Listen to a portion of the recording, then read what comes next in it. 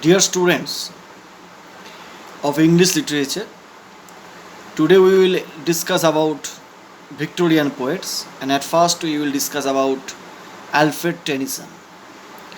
We will discuss about his works, his contributions towards English literature. Alfred Tennyson was born in 1809 and was died in 1892. And throughout the entire Victorian period, Tennyson stood at the summit of poetry in England. And for nearly half a century, Tennyson was not only a man and a poet, he was a voice. And he was a voice, the voice of a whole people, expressing in exquisite melody their doubts and their faith, their griefs and their triumphs. In the wonderful variety of his words, he suggests all the qualities of England's greatest poets. So, he was a very powerful, versatile poet.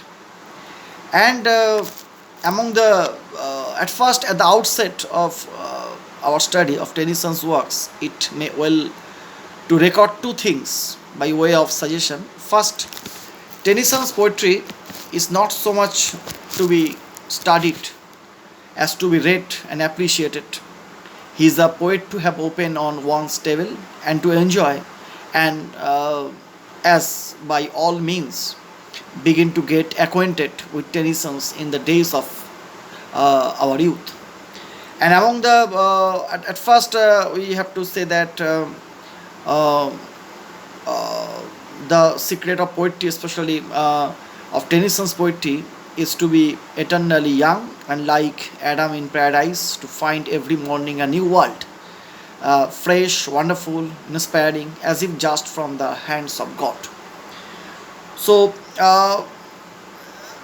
if we consider the variety of poems of Tennyson's, of the poems of 1842, we have already mentioned those best oath reading.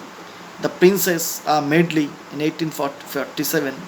Medley is a long poem of over 3,000 lines of blank verse, and is Tennyson's answer to the question of women's rights and women's sphere, which was then, as in our own day, strongly agitating the public mind.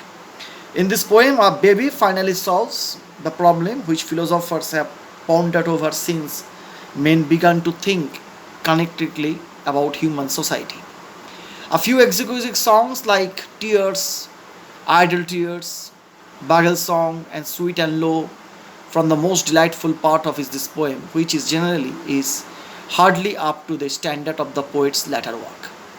Both 1855 is what is called in literature a monodrama, telling the story of a lover who passes the morbidness to ecstasy. And perhaps the most loved of all Tennyson's works is the Memoriam, which, on account of both its theme and its exquisite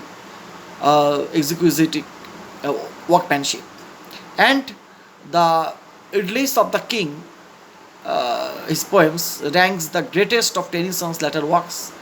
Its generally subject is Celtic legends of King Arthur and his Knights of the Round Table. Entirely different in its spirit is another collection of poems called English Idylls, which began in the poems of 1842, and which Tennyson intended should reflect the ideals of widely different types of English life. Of these varied poems, Dora, the gardener's daughter, Ulysses, Locksley Hall, Sir Gerland are the best, but all are worthy of study. And Tennyson's latter volume, like the ballads and Demeter, should not be overlooked since they contain some of his best works. And we have to know that another things that